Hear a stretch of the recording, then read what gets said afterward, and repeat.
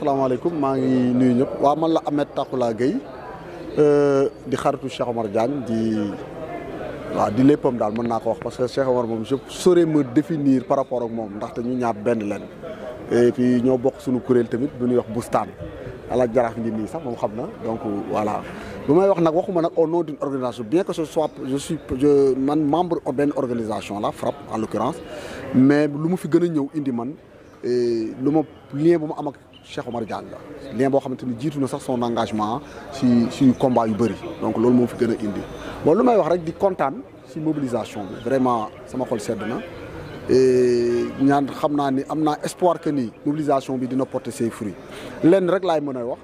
que ni cette mobilisation du samedi 16 c'est pas une mobilisation pour la libération uniquement de Cheikh Omar Diagne c'est pas pour Cheikh Omar Diagne rek mobilisation bi à travers Cheikh Omar Diagne ñu ngi lutter contre agenda LGBT yi parce que Cheikh Omar Diagne symbole la si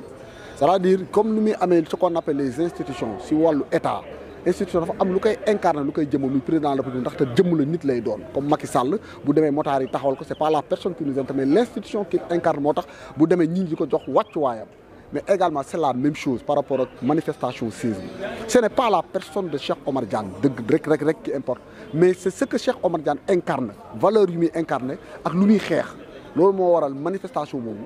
te Sénégal yi bu si nekk farata la waxuma la sax ay kii la appel bu di non c'est farata la daf ko war a teew ndaxte bu si teewul Sénégal bu si nekk aura une responsabilité devant l'histoire par exemple dama bëgg wax ni instant bii nii agenda bi gars yi ñu ngi koy commencé dérouler te commencé di passer à la vitesse supérieure avant c'était quoi dañ doon wax ni pour nous criminaliser l'homosexualité ñoom ñuy riposter di wax di démentir di jéem a diaboliser mais maintenant léegi du nekkatul léegi si diaboliser nekkatul léegi si ay sànni ay communication mais maintenant léegi duñ passer à la vitesse supérieure c'est-à-dire à l'intimidation c'est-à-dire que ni à travers cette arrestation de Cheikh Omar Diagne ñu ngi lancé beneen message sénégalais ne leen léegi képp ku si waxati si wàllu góor jigéen nga ne day am lenn lu ngi si dénoncé léegi dañ lay jàpp tëj la si kaso bi c'est ça le message te message boobu le peuple nag moom moo ko war a décrypter te lii nag personnellement man war na ma bett lii pour man c'est tout un processus ndaxte affaire bi mi ngi commencé depuis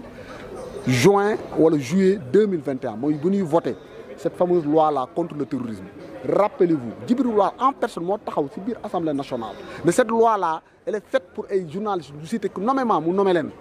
Pape Alé Niang et Cheikh Omar Diagne si la wane Cheikh la république privée de Cheikh Omar Diagne ndax loolu Cheikh Omar Diagne bindoon dafa doon attaquer le système maçonnique bu xamante ne moom moo jël en otage suñu république